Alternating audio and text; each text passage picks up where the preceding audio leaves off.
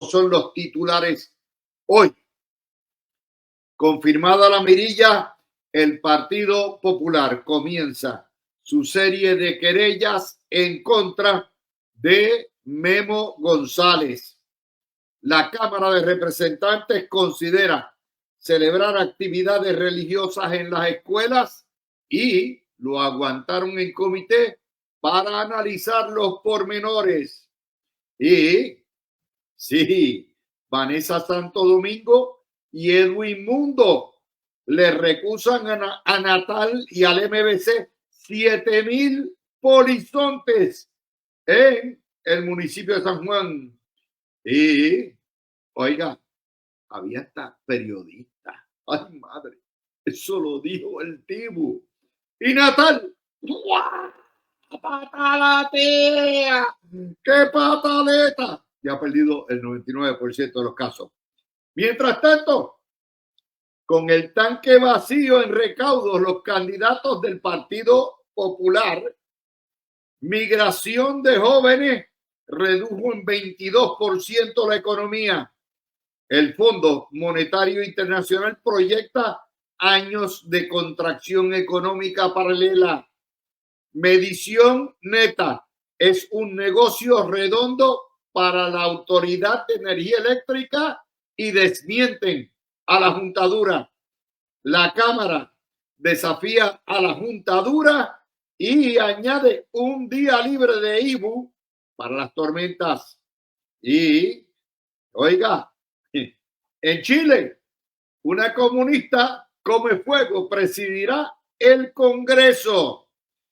Mientras tanto, en Washington, D.C., la ultraderecha MAGA amenaza con descabezar al speaker Mike Johnson si descarga votación los fondos para Ucrania e Israel.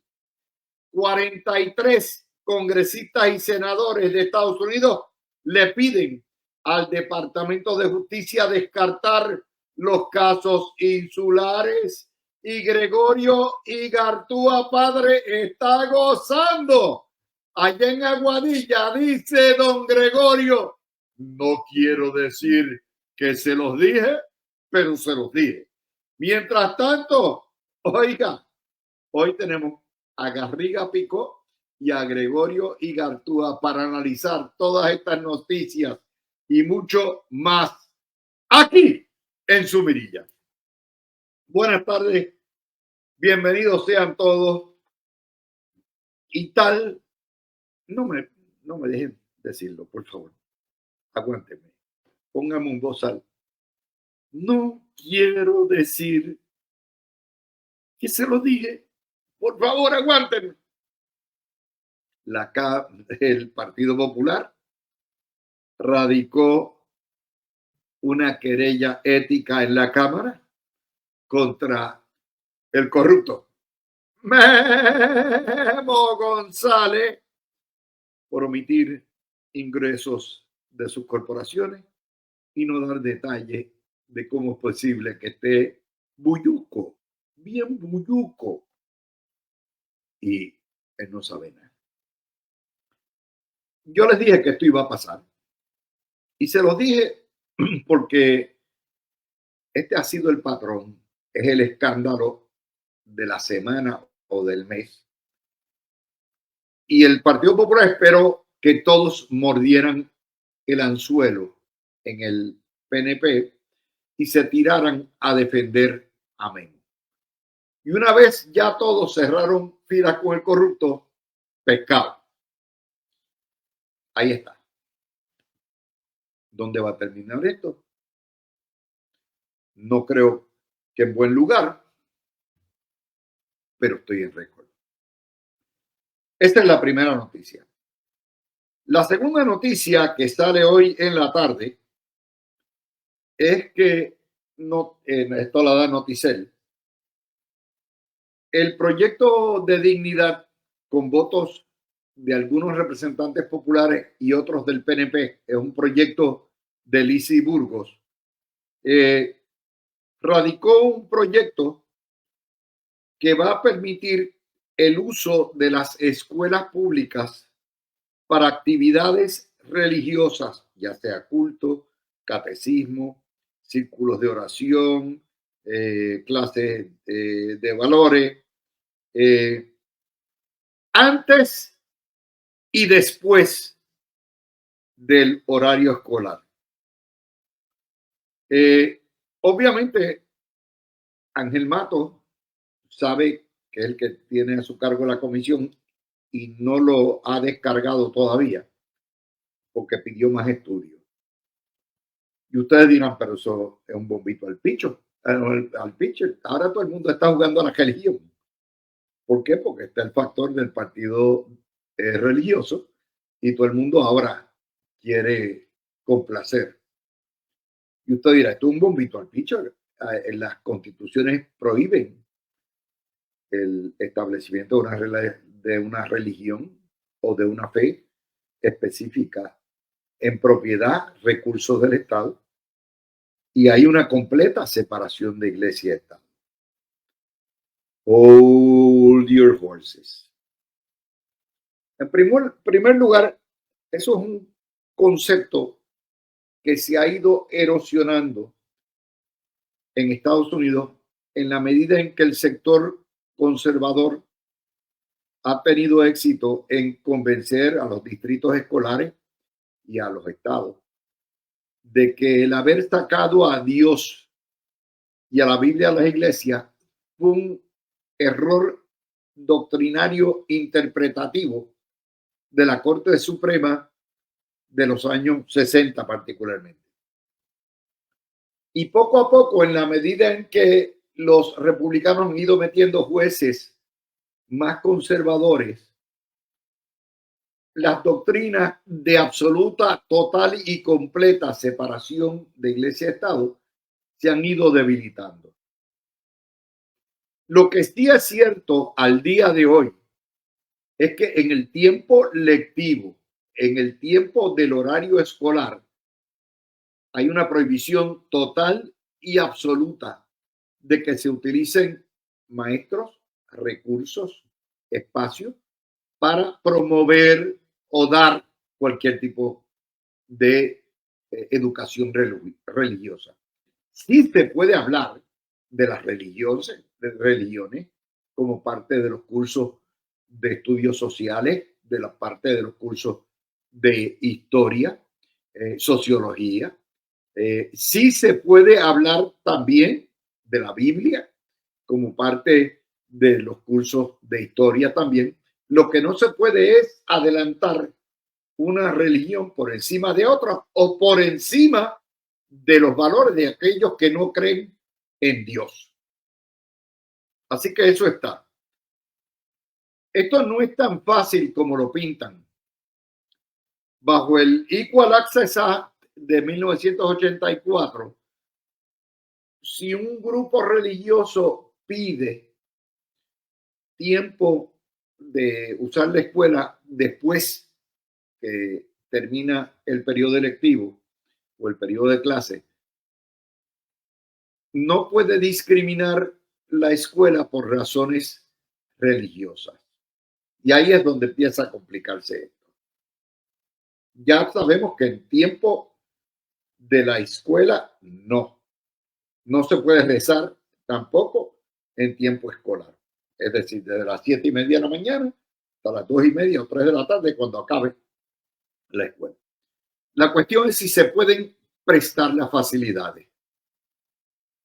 Mi interpretación es que sí se puede, siempre y cuando se puedan utilizar están abiertas esas facilidades, no solamente para grupos religiosos, sino para todo tipo de grupos cívicos. Por ejemplo, los niños escuchas quieren reunirse, el club qué sé yo, de Rotario quiere dar un curso empresarial para los niños, o también, pues vamos a hablar de lo que eran, ¿verdad?, la asociación de la policía, siempre y cuando sean las mismas reglas para todo el mundo y sea voluntario y nuevamente sea en tiempo fuera del tiempo fuera laboral. Esto requiere mayor estudio,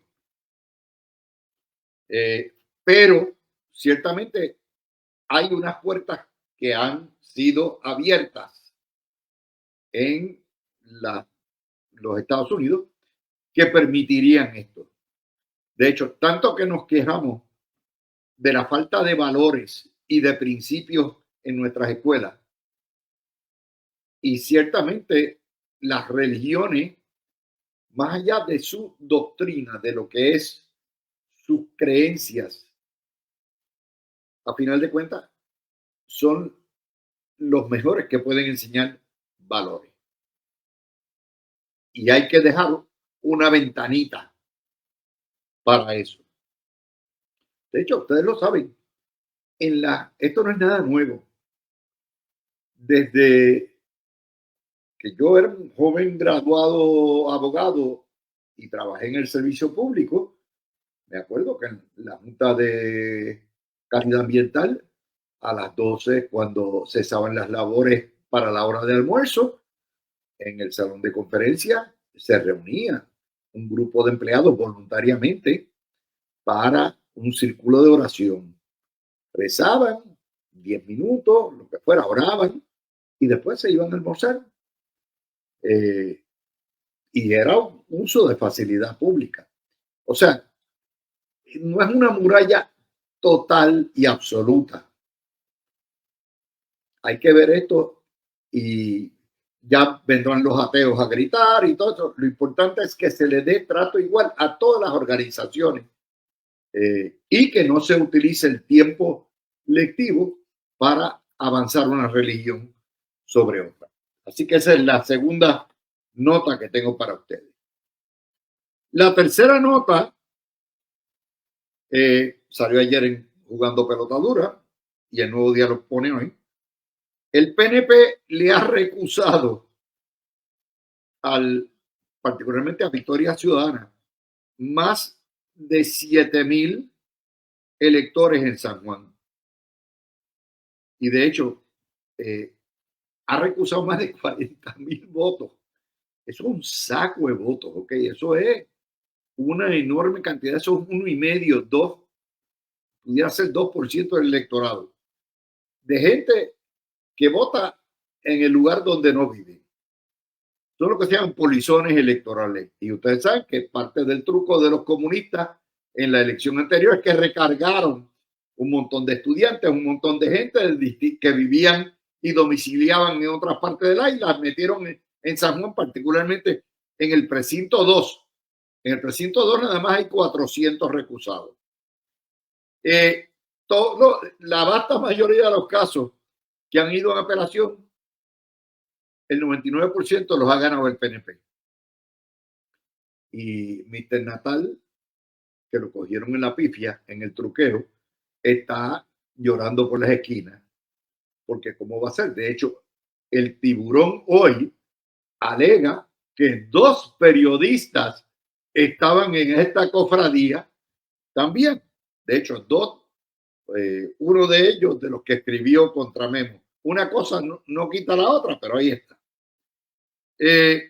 Así que eso es camino a las elecciones. Yo no recuerdo, a lo mejor Garriga, que es un par de años menor que yo, recuerda años en que esto fue, yo no recuerdo un periodo donde haya habido tantas recusaciones por un partido como esta, pero tampoco, recuerden, son recusaciones válidas en ley. Y si tú no vives en el precinto, para afuera, limpiado. ¿Por qué? Ustedes dicen, pero ¿cómo es posible? Porque es una persona, un voto. Usted tiene derecho a votar por el representante de su distrito. Si usted vive en otro distrito, usted recarga el balance electoral y viola el principio de una persona, un voto. Lo mismo, usted tiene derecho a votar por el alcalde del sitio donde usted domicilia y vive. Y si usted viene de Laja y viene a votar en San Juan, usted recarga y vota por alguien que usted dice, este me va a representar, pero eso no puede representarlo porque usted no vive allí. Esa es otra nota importante que tenemos hoy. Tenemos varias noticias también de Estados Unidos y estoy pasando lo más rápido que puedo. En términos, hay muchas noticias. El Senado Federal hoy desestimó de plano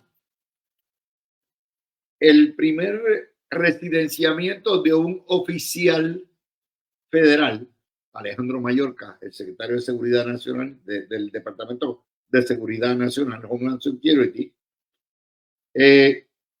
residenciado por la Cámara. Algunos dicen con base y sin base, y el Senado, que está en manos de los demócratas, dijo, ¿sabe qué? Esto es vicioso, no vamos a permitir que el Partido Republicano venga a destituir a los secretarios de gobierno del Partido Demócrata. Desestimado. Aquí no hay que hacer juicio, se acabó. Bueno, pues eso es otro tema que tenemos hoy. El Nuevo Día nos informa que 43 congresistas, senadores y representantes le han pedido al Departamento de Justicia Federal que rechace la doctrina racista de los casos insulares de Downs versus Bidwell y posteriormente Balzac en los años 20, que fueron los casos sobre bases raciales y discriminatorias que son el andamiaje del Estado Libre Asociado y del colonial de Puerto Rico. Esos casos dijeron, esa gente que cogimos ahí en Puerto Rico y en Filipinas y todo eso, esos son gente allí que de razas inferiores, son todos de color, y por lo tanto Estados Unidos los invadió, tomó posesión de ellos en la guerra hispanoamericana, pero son territorios no incorporados, es decir, territorios que no van para esta isla. Se inventó eso. Territorio no incorporado no existe ni en la Constitución ni en las leyes. Eso es una doctrina racista, como Plessy v. Ferguson pasó con los afroamericanos para separar. Eso nos puso en el estatus de el coloniaje eterno y la ciudadanía de segunda clase. Downs versus Bidwell a principios del siglo XX y Balzac 25 años después que nos otorgaran la ciudadanía americana. Y en Balzac dijeron, no, espérate un momentito, no. El Congreso puede hacer lo que le da la gana. Es una posesión. El mero hecho que le han dado la ciudadanía americana no les da uniformidad en términos tributarios.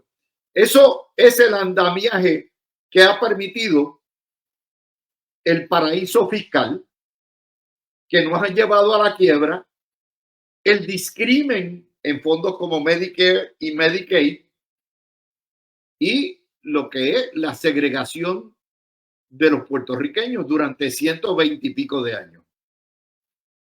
Y lo que han dicho estos congresistas es, por favor, Departamento de Justicia, haga una expresión de que estos casos no deben defenderse. De hecho, en uno de los últimos casos, el juez Gorsuch y la juez Sotomayor han pedido a gritos que se desestimen, que estos casos se revoquen, que esa doctrina se revoque, no los casos ya están decididos, sino la doctrina. Y el juez Juan Torruella, que en paz descanse, escribió libros, pero no es solamente ellos, también lo hizo el juez Elpi y el señor padre de nuestro ilustre panelista hoy, el licenciado Gregorio Igartúa.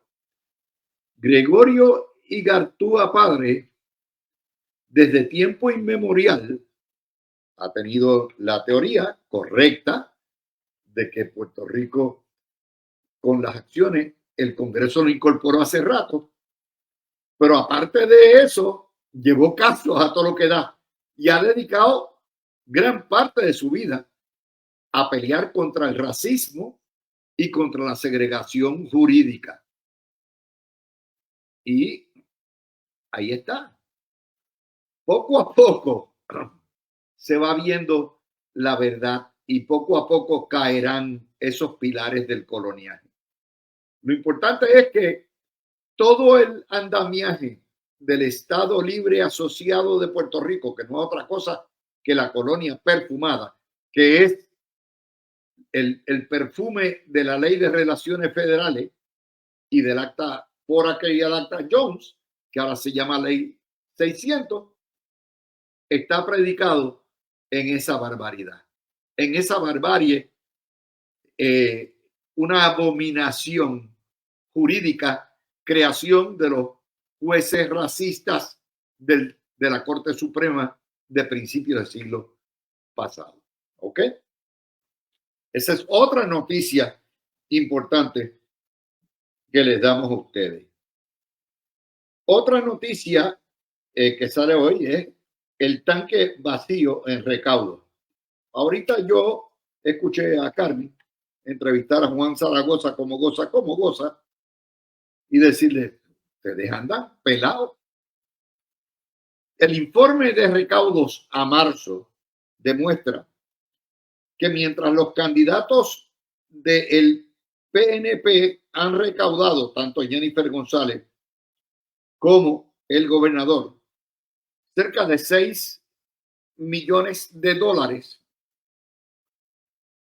Zaragoza ha recaudado 65,000, Jesús Manuel 46,000, Zaragoza tiene en caja 112,000 y Jesús Manuel 86,000. Es decir, entre los dos lo que tienen aproximadamente 200,000 dólares contra los 6 millones que han recaudado los candidatos. Y claro, Carmen lo puso a patinar y le dijo, ¿usted recuerda un momento dado en que el Partido Popular ya ha estado tan bajo en recaudo? Y Zaragoza, por supuesto, dijo el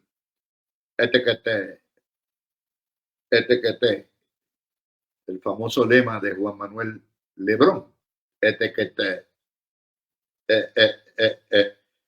No, yo no recuerdo otro momento en la historia en que los recaudos de los candidatos populares en combinación haya sido tan bajo. Uno puede entender los recaudos de MBC que están en punto bicicleta, porque MBC, los comunistas viven del PAC de la SPP, ¿verdad? Y la SPT pues los mantiene. Y esos son millones. El PIB vive de lo que es la asignación del $1,000,000 que invita al pareo de el fondo electoral. De manera que, aunque Juan Dalmau lo que tiene es 60,000 pesos, van a acogerse a ese fondo. Lo mismo hará Victoria Ciudadana y tarde o temprano lo tendrá que hacer el Partido Popular. Dignidad anda en punto bicicleta, pero tendrá también, no sé si ellos se acogieron o no se acogieron, creo que no, pero ahí estamos. Lo importante es que aquí lo que tiene en caja el Partido Popular es apenas 200,000 dólares. De hecho, el huevito tiene más que los dos candidatos a gobernación juntos. Ese es otro tema que vamos a discutir. 14 temas hoy que tocar con nuestro panel José Garriga Picó y Gregorio Gartúa. Y vamos a empezar inmediatamente con este que nos parece es la noticia del día. Los 43 congresistas y senadores que le piden al Departamento de Justicia Federal que descarte los casos insulares y lo que ello pudiera ¿verdad?, traer como consecuencia de esto pasar. Garriga, bienvenido y vamos para adelante. Saludos, Luis, saludos a ti, aquí al compañero Igartúa, que está con nosotros ya, y por supuesto al público. Y al Pater Familias. Al Pater Familias nos está escuchando.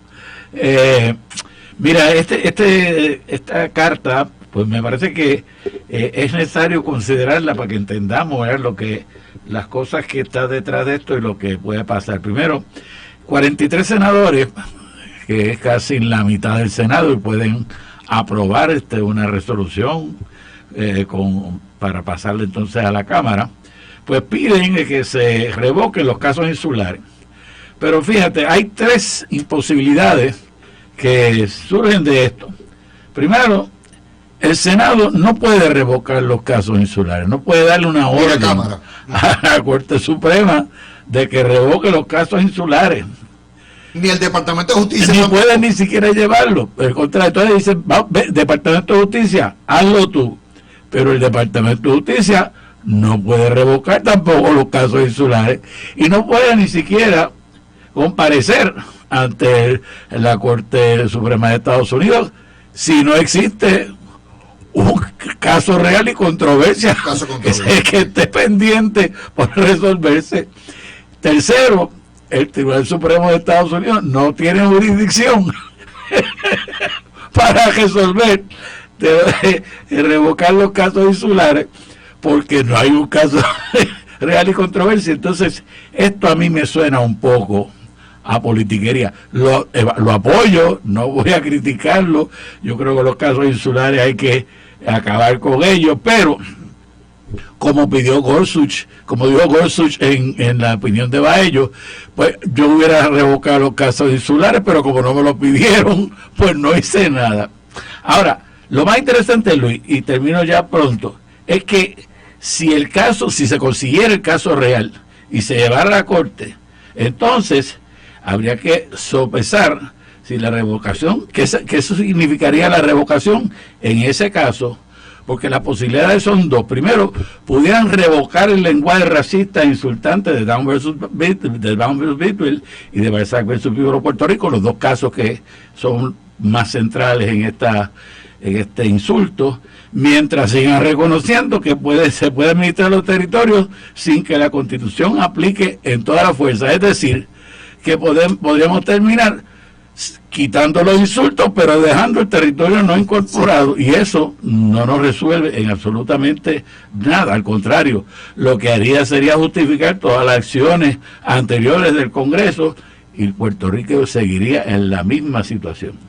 La segunda alternativa es que el Congreso, el Senado primero y después la Cámara, podrían revocar la figura de territorio no incorporado, y entonces, en ese caso, Puerto Rico dejaría de ser territorio no incorporado. Pero entonces, ¿qué sería? Bueno, pues hay 2 posibilidades.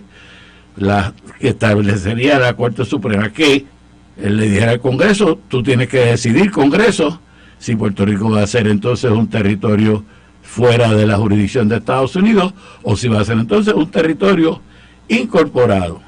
Pero la Corte Suprema no podría decirle Puerto Rico queda como territorio incorporado, porque eso es una cuestión política y la Corte no se puede meter en eso como una cuestión política. En tal caso, entonces, el asunto que pasaría, volvería entonces al Senado y al Congreso. Pero, señores del Congreso, ¿para qué entonces no van a pedirle a nadie que haga nada si ustedes son los que tienen en sus manos, como pide Gregorio Gartúa padre, que sencillamente declaren que Puerto Rico es de hecho un territorio incorporado ya, y que por lo tanto no se necesita que se meta el DOJ, el Departamento de Justicia, ni ninguno otro? Por eso te digo que parece una cosa que es válida, pero que a la misma vez es una manera de zafarse ellos de tener que hacer lo que tienen que hacer. Bueno, Gregorio hijo. Sí. Con un poquito del padre, porque ya viene discutido. In the mix. Con un poquito del padre, porque ya viene discutido con él muchos de los issues. No, pero muy buenas tardes a ti, Luis, a Garriga, al público que nos escucha. Yo creo que yo estoy de acuerdo con las limitaciones y quizás la posible intención que puede tener este tipo de expresión, según menciona Garriga, pero yo sí le veo unos aspectos adicionales que como mínimo son importantes para mí reseñar. Número uno, yo creo que uno de los problemas grandes de la situación política de Puerto Rico no es la aplicación de una doctrina. El problema grande es la aplicación inconsistente de doctrinas contradictorias para llegar a un resultado predeterminado, independientemente de si debiera utilizarse ese tipo de doctrina para un caso particular. Siendo más específico, los tribunales, el Departamento de Justicia, el Congreso, todas las partes, cuando quieren y les convienen, Puerto Rico es igual que un estado. Aun cuando no se hable de derechos fundamentales, Puerto Rico es un estado para todos fines prácticos. Ahora, en los casos donde no les conviene, porque hay una ayuda que no quieren conceder, entonces es que en esos casos es que vienen a recitarse nuevamente, tímidamente, porque no se atreven ya a hacerlo necesariamente directo, los casos insulares. Y yo creo que esa contradicción, donde más la vemos es usualmente en el Ejecutivo, tiene que parar. Esa es la primera parte, y el hecho de que haya un movimiento, de que esto se traiga a colación, para mí es positivo. Número dos, yo lo que creo es que los casos insulares, la revocación de los casos insulares, entrando ya a las posibles opciones que habrían, el efecto lógico que tendría que tener es obligar a los tribunales a tratar a Puerto Rico en todos los casos donde envuelva de alguna manera a los ciudadanos americanos igual que a los estados. Y explico por qué. Los casos insulares se deciden en un momento donde el énfasis total de la ley era el territorio, era como el derecho de propiedad. Y durante el pasado siglo, eso ha ido cambiando. No solo nos convertimos en ciudadanos, sino que el derecho como tal, a nivel internacional, nacional, a nivel académico, la percepción del derecho, es que ya no podemos interpretar los ciudadanos que viven en un territorio como meramente una accesión a ese territorio, sino que el hecho de que haya seres humanos implica que el análisis tiene que trascender e incluso a veces es contradictorio a ese principio territorial. Y es ahí que ha caído, yo creo, el gran problema del Tribunal Supremo de los Estados Unidos con los casos insulares. No es que para ciertos aspectos la administración de un territorio no requiera que a nivel federal se hagan ciertas medidas en la medida que no caiga constitucionalmente en alguna de las otras formas. Es que en los casos donde definitivamente ellos han podido extender algunos programas o hacer algunas interpretaciones en consideración al hecho de que aquí hay gente y que esa gente es ciudadano americano, en los casos que no le convienen, no lo han hecho y han ido a un approach, como se dice, estrictamente territorial, cuando lo que correspondía era hacer un análisis de derechos humanos. Y en la medida que los casos insulares se revoquen, esa puerta se abre. Claro está, siempre a la larga va a hacer falta el proceso político, pero yo creo que abre y nos separa un poco de esa doctrina territorial que ya verdaderamente, aunque sigue vigente en algunos aspectos, no debe regir todos los aspectos que el tribunal está determinado. Yo les comparto con ustedes mi experiencia con Gregorio Igartúa padre. Durante 30 años ha sido así. Hemos tenido un fraternal debate siempre. Y yo siempre he creído, y siempre se lo he dicho a Gregorio, que jamaqueando el palo no van a bajar los mangos.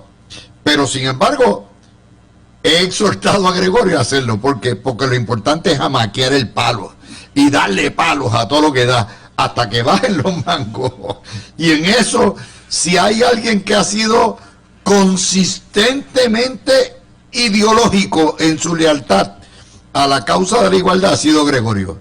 Es verdad, ni yo, ni él, ni ninguno hemos tenido el éxito en lograr la estadidad todavía, pero yo soy de los que creo que cada pasito es importante y hay que seguir jamaqueando el palo, y que mientras más duro le demos al palo, más rápido va a llegar una guerra de derechos civiles. Estoy de acuerdo con eso, o sea, todos estamos de acuerdo de que el que se haya planteado esto y se esté moviendo el issue, se esté cuestionando los casos insulares, es una cosa que al fin y al cabo es beneficiosa. Yo estoy de acuerdo con eso.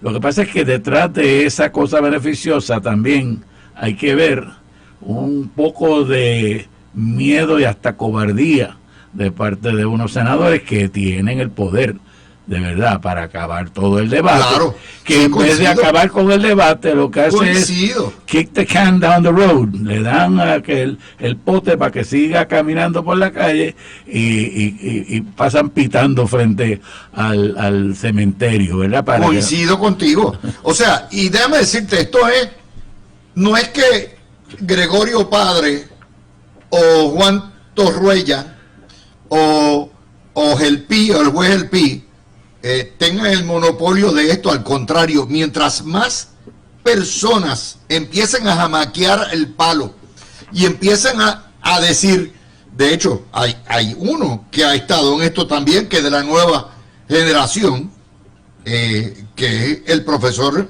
Andrés Córdoba, ¿verdad? Que tiene también. Y el viernes presenta el memorando en la Comisión de Derechos Civiles, y también Pedro Rosselló padre, o sea, Pedro Rosselló también. O sea, esto tiene que venir en múltiples frentes.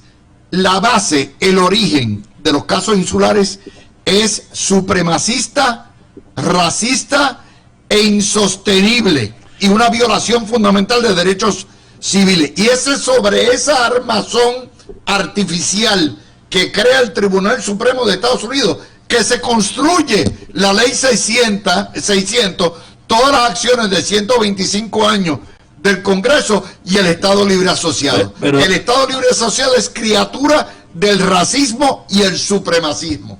Eso es lo que tenemos que entender. Pero Luis, yo estoy de acuerdo con lo que dices en ese sentido, pero no perdamos de perspectiva la realidad. Que de revocar la doctrina de los casos insulares no significa de que Puerto Rico va a dejar de ser territorio. Coincido contigo. Puerto Rico sí, se revocan los casos y Puerto Rico sigue siendo un territorio.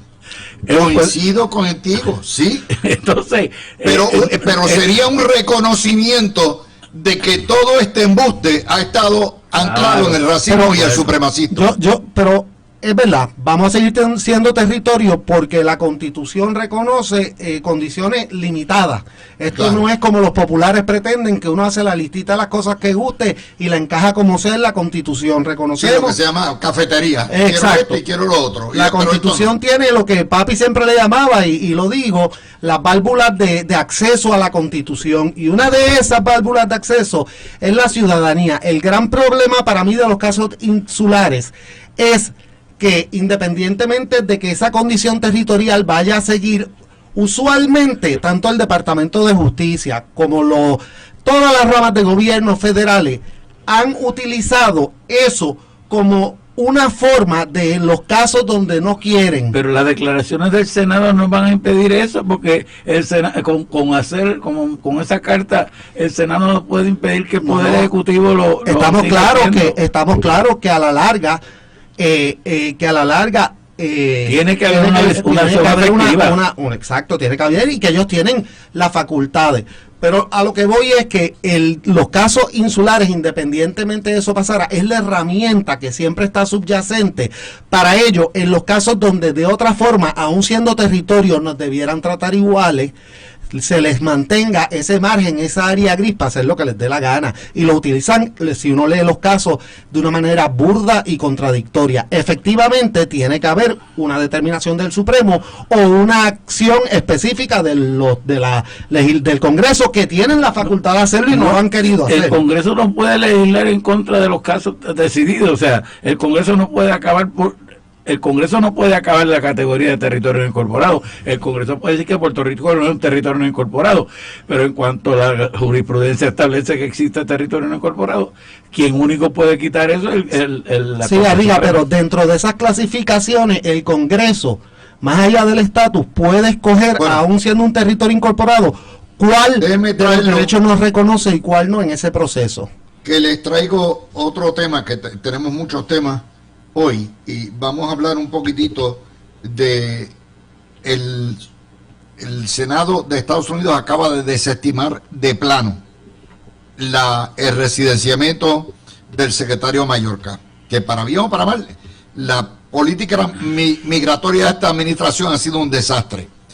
Pero eso es otro precedente. Yo no sabía que, al igual que los tribunales, en la Cámara puede radicar cargos de residenciamiento y el Senado, en vez de hacer un juicio plenario, coge, los escucha, el derecho al pataleo, desestimado de plano. Esto no va para ningún lado. Eso es nuevo también, Garriga. Pues mira, Luis, que eso surge de la soberanía de los cuerpos. Los cuerpos, al fin y al cabo, pues tienen que cumplir con la Constitución, pero una vez cumplen con los mínimos que establece la Constitución, el cuerpo puede decidir lo que quiera. Ya es como en Puerto Rico se da el caso de que el gobernador tiene el derecho a convocar una sesión extraordinaria de las cámaras legislativas y puede obligar a los legisladores a ir allí y presentarse a la sesión extraordinaria, y a los 5 minutos se puede parar un senador y pedir que se dé por terminada la sesión extraordinaria y se acabó. O sea, ese es el balance de poderes, ¿verdad?, que establece la Constitución Federal, y en Puerto Rico la Constitución de Puerto Rico. Pero es importante, ¿verdad?, que veamos, en este caso me parece que pues, lo que es una lucha política. Yo estoy con la posición de que a Mayorkas merece que se residencie y merece que se saque de esa posición, que ha sido un mal secretario del Interior, que ha sido secretario del Interior, sí, pero lo llaman de Seguridad Nacional, de Homeland Security, y que lo que ha hecho en la frontera es un desastre, que ha permitido que entren criminales y que entren. No todos son criminales, pero han entrado criminales y han entrado agentes extranjeros. No todos son agentes extranjeros, pero han entrado agentes extranjeros, y él ha cargado con esa responsabilidad. Y es verdad, Luis, históricamente no es la primera vez que se residencia a un secretario de gobierno, y obviamente el Senado, pues una vez le llega lo que dice la Cámara hace lo que cree en su soberanía dentro de su ámbito, y el Senado hace lo que cree dentro de la soberanía. En el caso de un presidente, pues ya necesariamente conlleva una situación mucho más estructurada, pero un secretario es menos estructurado. Gregorio, para traerlo a Puerto Rico, tú dices, ¿qué diablo tiene que ver eso con Puerto Rico? Sí. Si Johnny Méndez, que fue el ejecutor, el que liquidó finalmente a Ricardo Rosselló, lo obligó a renunciar, hubiese aprobado los cargos de residenciamiento contra Ricardo Rosselló, el Senado tenía dos opciones. Obviamente Tomás Rivera Schatz lo iba a colgar, me parece a mí, pero el Senado tenía la opción de, en vez de realizar un juicio político, desestimarlo de plano, ¿ok? Para que la gente entienda cómo aplica, porque es el mismo principio parlamentario de dos cámaras independientes una de la otra. Gregorio.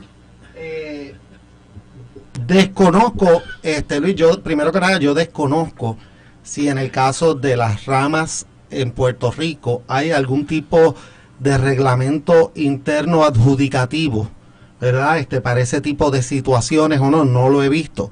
Pero en términos generales, me parece que es interesante también el hecho de que en lugar de verse el juicio completo y se acepte evidencia en el proceso, una vez está la acusación, básicamente, que es lo que hace la Cámara de Representantes, que no se haya visto, o sea, que se haya desestimado sin necesidad de eso.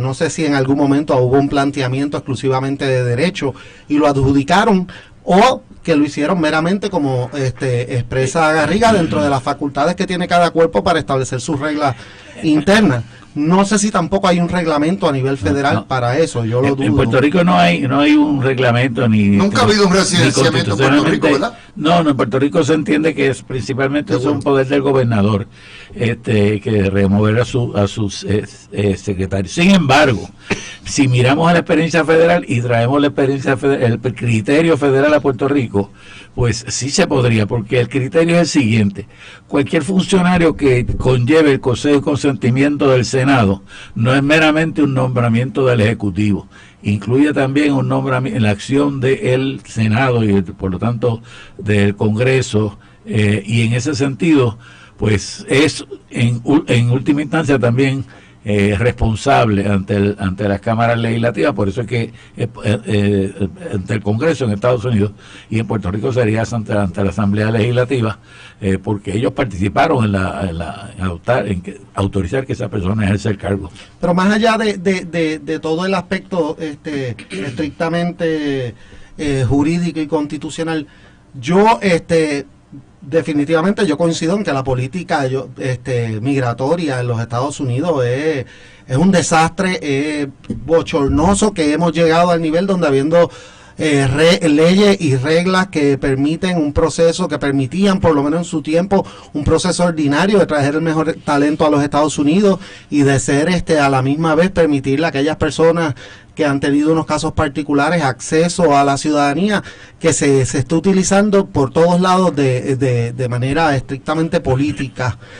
Pero yo personalmente creo que en la medida que los casos donde se va a residenciar un secretario, aun cuando yo entienda que la persona envuelta en este caso ha sido más que deficiente en su gestión, debería ser limitado, porque creo que si se abusa de ese proceso, y creo que se está empezando a ver ya en el Congreso un abuso, o sea, llevamos cuántos intentos de residenciamiento recíproco en los últimos 4 o 5 años, yo creo que históricamente no necesariamente era así, y eso pues trae inestabilidad política y atenta contra la división de poderes a la larga, que siempre ha sido importante. Vamos a hacer la pausa. Proyecto de Lizy Burgos, que obviamente ha puesto a competir a todo el mundo ahora de quién es más papista que el Papa, quién es más cheo que cheo, y todo el mundo ahora quiere ser religioso, profesar su fe, y esto es un proyecto que le permitiría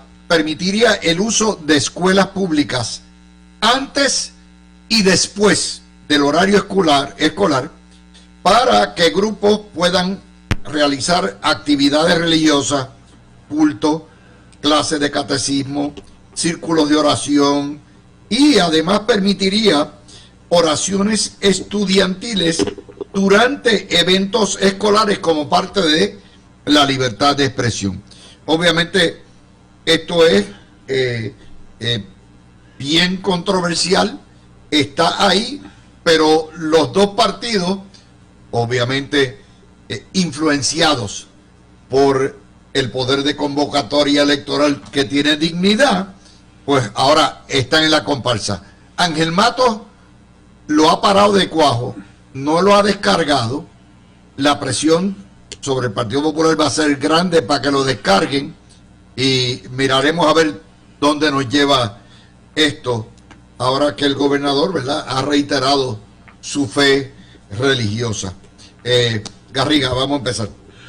Pues mira, Luis, vamos al marco constitucional. Es completamente lícito constitucionalmente lo que se está proponiendo en el proyecto. El caso de leading este asunto fue uno de 1990, que es un Board of Education versus algo, no recuerdo cuál, Board of Education, pero este caso se basa en una ley de libertad religiosa de 1984, de la época de Reagan, y entonces bajo la Corte de Rehnquist la interpretan y establecen que esto no afecta la separación de iglesia y Estado, porque en realidad es un ejercicio de la libertad de expresión. O sea, hay libertad, los casos se interpretan como casos de libertad de expresión y no como casos que tengan que ver con separación de iglesia y Estado.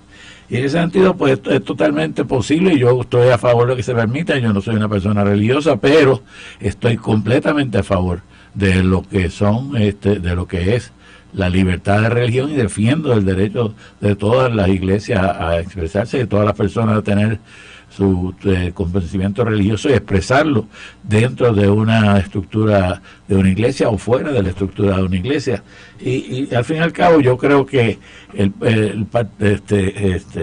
Mato está sencillamente actuando de una manera infantil, creyéndose que por actuar para tratar de conseguir, para tratar de impedir que lo que él entiende que son conservadores, iglesias conservadoras, tengan acceso a estos salones, pues él va a convertirse en un impedimento. Dice, no se da cuenta de que está perdiendo el campo, el battlefield, el campo de batalla más amplio, que es el campo de batalla de la libertad de expresión y la libertad religiosa.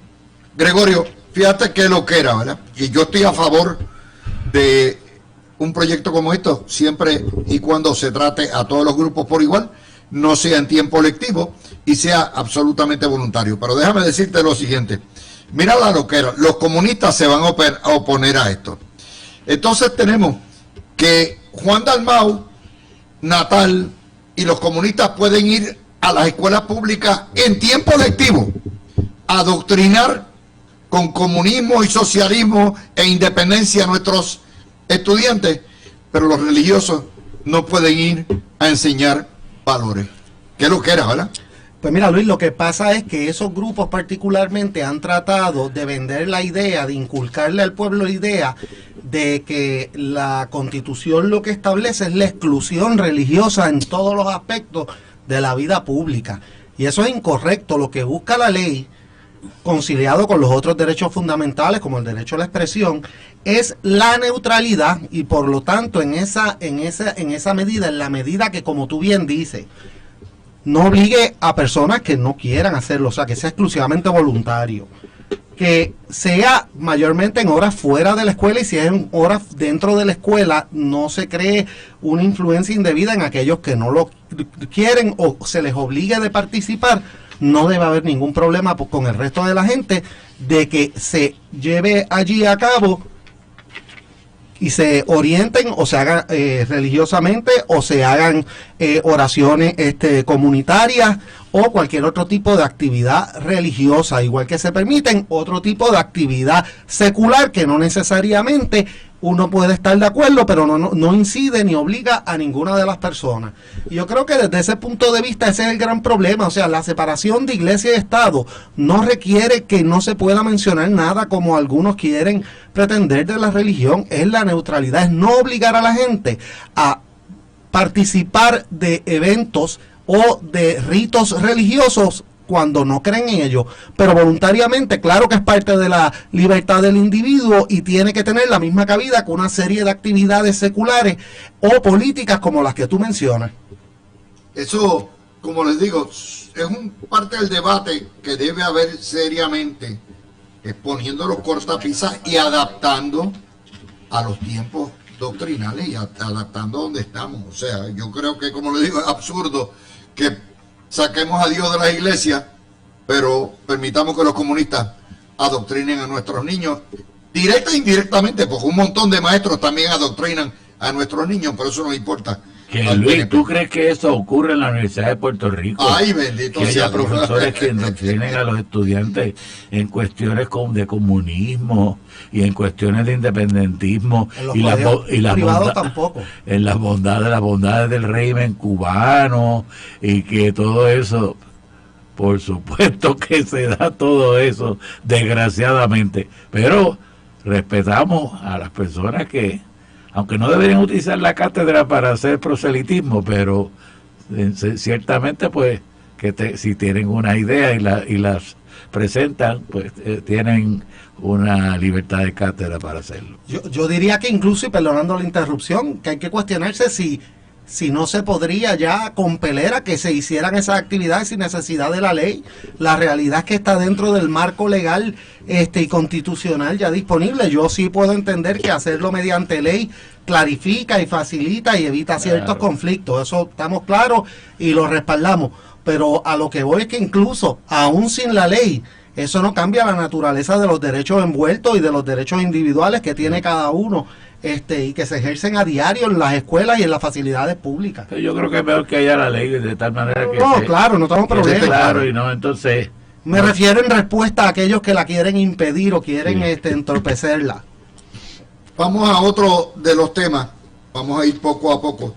Hay una historia hoy en Metro que también me parece que es bien importante, y es un estudio que señala que básicamente, de hecho, esto es un estudio de la Cámara, una comisión de la Cámara, que Puerto Rico, la economía se redujo en 22% por la migración de cientos de miles de jóvenes durante este siglo. Aunque la historia no nos dice exactamente ¿verdad?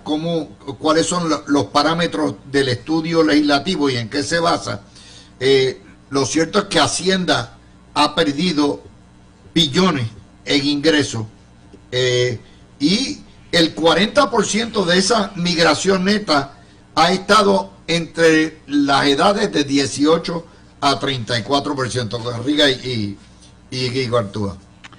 Pues mira, Luis, eso obviamente es algo que está claro que va a ocurrir cuando tú reduces la población en un territorio, en una nación, pues definitivamente va a reducirse la actividad económica. Es una cuestión material, no hay ningún secreto en cuanto a eso. Y en este caso particular, más todavía porque muchas de las personas que se han ido son de las personas que eran más productivas dentro de la sociedad y que pues, pueden ir a otros estados y entonces allá son bien vistos y los atraen para llevarse. Así que eso es una desgracia que ha ocurrido en Puerto Rico y cada vez más hay menos personas para ayudar a pagar la deuda.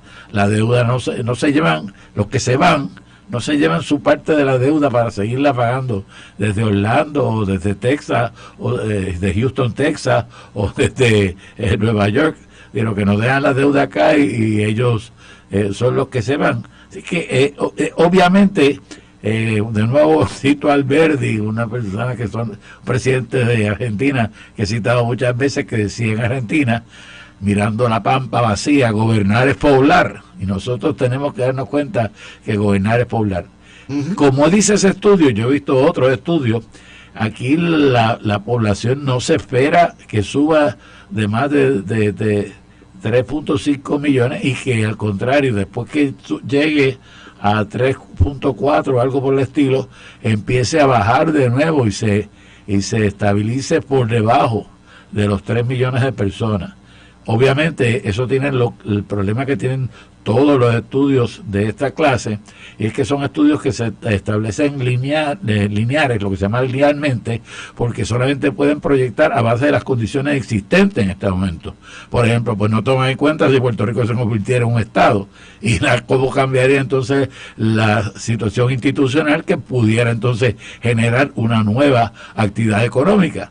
Yo creo que si se convirtiera en país independiente, entonces lo que ocurriría es que bajaría la población de Puerto Rico a 1.5 millones o algo por el estilo, porque obviamente muchas personas van a ir a buscar a los estados la seguridad de la ciudadanía americana y la estabilidad.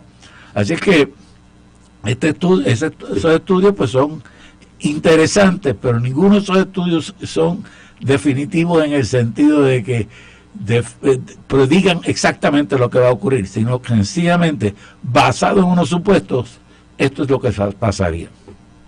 Sí, pero es otro de todos los días están saliendo noticias del colapso social de Puerto Rico. Eso es otra más. Eso es otra más. Es así. Luis, ese por ciento que se refleja es básicamente el por ciento, coincide básicamente con el por ciento de migración que vimos durante los últimos 20 años, que es aproximadamente 18-19%. Así que coincide. Yo tengo dos puntos importantes sobre esto. Por un lado, la realidad es esta. Hay varios estudios con las limitaciones que Garriga muy bien establece, claro está, pero hay varios estudios, uno de ellos que lo he mencionado antes en alguno de los programas, que es de una de las casas de corretaje grandes o de los bancos de inversiones grandes de Estados Unidos, que hizo un análisis de más de 100 años de todas las economías principales del mundo, y una de las determinaciones y conclusiones que llega es que en muy pocos casos, es decir, solo en casos donde se dan condiciones excepcionales como la que menciona Garriga, un cambio de estatus, etcétera, un país que ha sufrido una baja considerable de población ha tenido un desarrollo económico sostenido durante ese periodo. La manera en que sí han logrado contrarrestar en gran medida eso ha sido aumentando la fuerza laboral mediante leyes y mediante otras propuestas. Y si bien eso está por un lado y es cónsono con esto, o sea, un cambio de estatus como sería la estadidad y el influjo de dinero, pues obviamente traería un cambio de paradigma radical. Pero yo creo entonces que también tenemos que ver el otro extremo de esto. Si en los pasados 20 años, exclusivamente con la crisis que hemos pasado, que no quiero minimizar, se ha ido el 20% de la población, y ese estudio estima que el 20% de la economía, ¿verdad?, se ha perdido básicamente, pues imagínense lo que ocurriría en caso donde se declarara el impacto económico de la independencia en Puerto Rico, donde yo les puedo adelantar que ese 20% de gente que se va de la isla se quedará chiquitito, y por lo tanto cualquier república, que eso nunca lo discute, claro, la izquierda aquí, cualquier república empezaría con una economía 50-60% más baja que la actual, basado en el hecho de que la población va a ser muy reducida. Piense que hay otro dato. Lo cual Espérate. territorio fértil. Otro dato. Dime.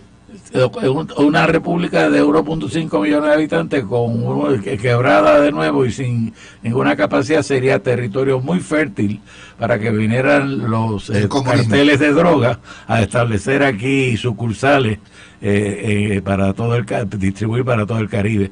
Como subsisten en Venezuela. En este momento que son los tenemos carteles y los carteles del gobierno. Tanto que tenemos la DEA y el FBI, de todas maneras están por ahí choretos repartiendo droga y pasando por el aeropuerto. Pero les tengo otra noticia más que abunda a esa, o sea, esto es una secuencia todos los días del colapso del colonial en Puerto Rico. El FMI, el Fondo Monetario Internacional, que mide las economías de todo el mundo, incluyendo de, ¿verdad?, colonia desarrollada como Puerto Rico. 5 millas de la historia. El FMI anticipa que la economía de Lela caerá 0.2% este año y crecerá 0% en el año 25. Es una proyección un poco más pesimista que la de la Junta de Planificación, que lo que anticipa es un crecimiento mínimo durante los próximos 2 años. La inflación va a continuar mordiendo en 2.3%. Claro, las métricas que utilizan la base, tanto el FMI como la Junta de Planificación, son distintas, pero ambas apuntan nuevamente a que aún con la catarata de fondos federales, la economía de Puerto Rico no echa para adelante. Cójanla por ahí. Mira, Luis, eso lo sabe tú el que nos está escuchando. En Puerto Rico no aumentan los sueldos porque no aumenta la capacidad productiva total de Puerto Rico, por lo tanto tenemos los sueldos al mismo nivel. Y la inflación nos va comiendo los sueldos. Entonces, para propósito práctico, todos los que nos escuchan saben que estamos reduciéndosenos el sueldo, si consideramos el sueldo en términos de poder adquisitivo. Cada día tenemos menos, que podemos adquirir menos con lo que ganamos, y aunque haya pequeños aumentos en algunos casos, no da para pagar lo que está aumentando el costo de la vida. Sencillamente nosotros tenemos que tener un cambio de paradigma económico. Es un cambio de encontrar un papel nuevo de Puerto Rico dentro de la economía nacional, dentro de la división de trabajo dentro de Estados Unidos y globalmente. Y eso, para hacerlo, hay que tener una nueva vida institucional, que es la estadidad, eso no hay duda. Tú sabes lo que a mí me da mucha tristeza de esto. Si hay alguien que critica y que no tiene ningún problema en criticar las cosas nuestras, porque uno tiene que empezar por la casa dando el ejemplo, soy yo. Pero la realidad y lo triste de esto es que la oposición política, en esencia, le ha hecho creer al puertorriqueño que todas estas circunstancias son culpa de ellos, que es culpa de que somos unos vagos, que es culpa de que somos unos corruptos, son unos incompetentes, que somos unos incompetentes, que se han ido los buenos y se quedaron los malos. Y la realidad es que no, por no perder el poder político, no han estado dispuestos a aceptar la realidad, que esto es un problema estructural y que responde al estatus que tenemos colonial. Es imposible, lo hablo ya ahora para dar el ejemplo más simple. de la oficina de cualquier profesional. Es imposible que tú sigas toda la normativa federal que implica unos gastos, que tú sigas todos los procesos necesarios para cumplir con toda la normativa estatal y federal con los salarios que se ganan en Puerto Rico, pero no estamos exentos de eso. Y eso es solo un mínimo ejemplo de lo que hay. Y yo creo que es injusto para el pueblo de Puerto Rico cuando estamos metidos en un círculo vicioso, en una bola de nieve que no tiene salvación hasta que no se cambie el estatus realmente. O sea, el problema de fondo no se puede corregir hasta eso pase. Que nos sigan diciendo que es que lo hemos hecho mal, que si cambiamos una cosita aquí y le metemos mano, ahora sí se va a dar lo que no ha pasado en 50 y pico o 60 y pico de años. Y lo que tenemos que tener cuidado, Luis, es aquellos que nos quieren vender el pasado en copa nueva, como decía la canción de ¿cómo se llama el cubano? Y ese son los que dicen que lo que Puerto Rico necesita es una nueva 936, que lo que necesitamos es de nuevo traer industria. Sí, ese es el huevich, el pequeño huevito. Sí, sí. Ese es el huevito. Tú sabes que lo recalcitrante que hay que ser para que esa sea tu mejor idea. O sea, después de este fracaso de 70 años que hemos visto como poco a poco la cosa ha ido empeorando, que todavía esa sea la mejor idea y que tú te presentes. Son violadores de derechos civiles. Es increíble. Son violadores de derechos, son promoventes del esclavismo, del coloniaje y de lo que ha sido el paraíso fiscal. Eso como yo digo, pitiyanquis no somos nosotros, pitiyanquis son los que quieren que el gobierno de Estados Unidos gobierne sin nuestra participación. Nosotros queremos participar y decir y cambiar la cosa y ayudar a nuestra gente. Nosotros, a cambio de prebendas y de algunos beneficios contributivos, no estamos dispuestos a que la gente en Puerto Rico pierda sus derechos fundamentales. Pero lo que quieren es venderle eso a base de cultura, lo que llaman la cultura, que es un disparate, porque cultura es no solamente lo que hicieron nuestros antepasados, cultura es lo que hacemos todos nosotros cada día en nuestra interacción, y en nuestra interacción vivimos en un mundo totalmente diferente a lo que era anteriormente, eso que los tradicionalistas quieren llamar cultura puertorriqueña. Y es que Luis sigue explotándose en Puerto Rico ese sentido de que no podemos aprovecharnos de toda la ventaja que tiene la ciudadanía americana y ser parte de Estados Unidos porque nosotros somos diferentes. Porque, no, nosotros no somos americanos, nosotros somos puertorriqueños. Óyeme, Luis Gutiérrez no había un mexicano que llegara a Chicago que no lo quisiera hacer americano inmediatamente y decirle que tenía todos los derechos y decirle, you're an American, eche para adelante.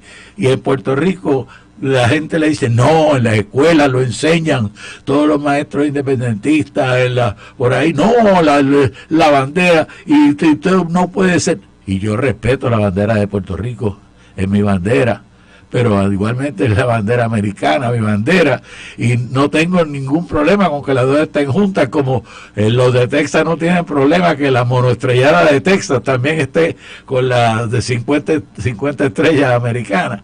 Así es que es una forma que se inventa, son formas en que se inventan para vender la pobreza, para vendernos el estado de empobrecimiento, de falta de poder político, de falta de poder hacer las cosas a base de que nosotros somos diferentes, y la diferencia es que somos inferiores de acuerdo a lo que ellos nos plantean. Bueno, vamos a hacer la pausa ahí. Como un tipo que era guardia y luego legislador, de momento tiene haberes que se aproximan a $1 millón de pesos, aunque él pone imagínate, por los carros nada más dice que lo que valen es 3.800 pesos, 6 carros. Imagínate lo que hará con la propiedad. Sí. Este tipo tiene, obviamente, contabilidad bien creativa. Eso es así, y mientras más rápido el partido se deshaga de personas, de candidatos como ese, mejor. Y uno espera que los ciudadanos entren a la legislatura no a lucrarse y no a salir millonarios. Pero, como les digo, uno dice las cosas y ellos ahí hacen lo que les da la gana. Sí quiero tocar algo que que acaba de salir a las 4. Yo acabo de ver antes de entrar una entrevista con el speaker Mike Johnson. Una entrevista que me pareció muy razonable, muy cordial. El speaker Mike Johnson se va a jugar la camisa y va a bajar a votación de manera individual las ayudas para Israel, para Ucrania. Ustedes saben que el sector ultra derecha MAGA y Marjorie Taylor Greene, que si la sueltan en un pasto dobla el lomo, están con un solo voto, pueden volarle la cabeza al speaker y lo tienen bajo amenaza. Esto se va a llevar a votación. De hecho, los propios republicanos, muchos, más de 100 van a votar por la ayuda a Ucrania. Pero es una locura lo que está pasando con el Partido Republicano. Cada vez que no le gusta este sector de extremistas, lo que haga el speaker le vuela en la cabeza. Eso no es manera de mantener una asamblea legislativa y mucho menos un parlamento. Garriga. Ciertamente, es un cuadro trágico lo que le ocurre al Partido Republicano en el Congreso, en la Cámara de Representantes específicamente, donde teniendo el mayoría, sencillamente se comportan como una minoría y a base de eso, pues los otros sacan la ventaja, la minoría saca la ventaja. Y yo te puedo decir lo de doloroso que es eso, porque estuve en un Senado donde el PNP tenía mayoría, 17 votos. Tienes razón. Y 6 se separaron y fueron a participar con el Partido Popular de Aníbal Acevedo Vilá y aprobarle todos los secretarios y todo lo demás. Así es que, y hay todavía uno por ahí que ahora está en el Partido Popular que anda gritando y haciendo conferencias de prensa. Pero a donde voy es que el Partido Republicano está escindido internamente y el Partido Demócrata también. Pero el Partido Demócrata logra de alguna manera mantener la unidad, porque el Partido Demócrata tiene al Squad, especialmente a Talib en este momto, que está pidiendo Death to America, junto con la gente de su distrito, que cuán terrible puede ser eso. El Partido Republicano, pues por su lado, pues tiene sus extremistas, como tú señalas, Luis. Entonces, ambos partidos están divididos internamente, pero el Partido Demócrata retiene la unidad en términos de votar en las cámaras, mientras que el Partido Republicano está llevando a cabo ese patíbulo serial, una serie de patíbulos en contra de sus propios líderes, lo que no va a ningún sitio.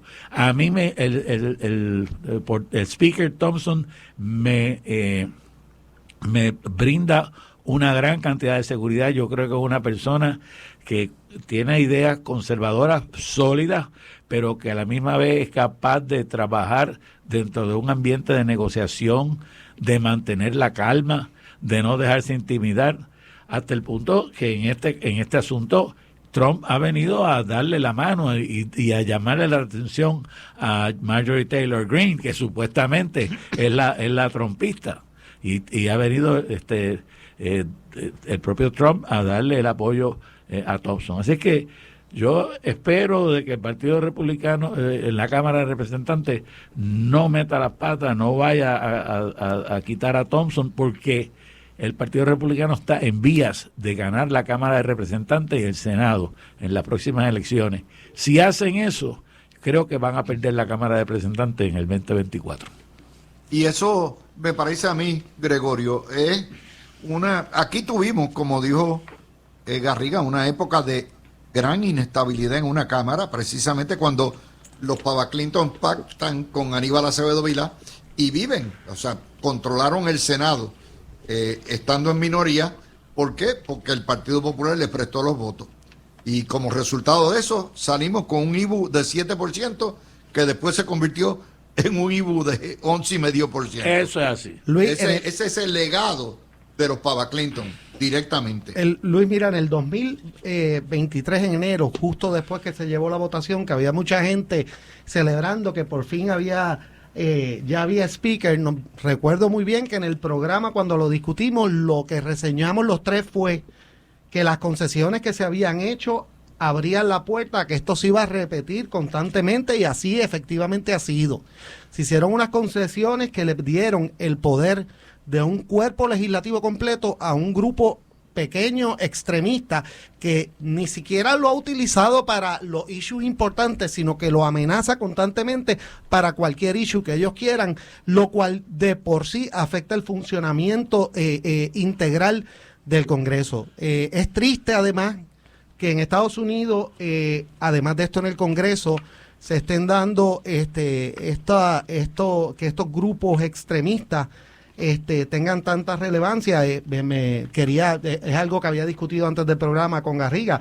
O sea, el hecho de que en Nueva York, en Chicago, estén grupos y políticos cantando Death to America dentro de los Estados Unidos. Eso es una cosa loca. Eso es algo realmente, no solo es loco, sino que también es demostrativo de la situación precaria que estamos, pero no es la mayoría del público, es los extremos que llevan la discusión pública, que es lo que le gusta resaltar a muchos de los aspectos de la prensa, y que teniendo esa relevancia y siendo eso importante para, obviamente, la viabilidad política de una persona, pues es lo que lleva el ciclo de 24 horas. Bueno, le puedo decir una cosa, en todas las ciudades hubo demostraciones paralizando el tráfico en avenidas Expreso, el Golden Gate Bridge, lo trataron de hacer también en Miami. Déjeme de hacerles el cuento.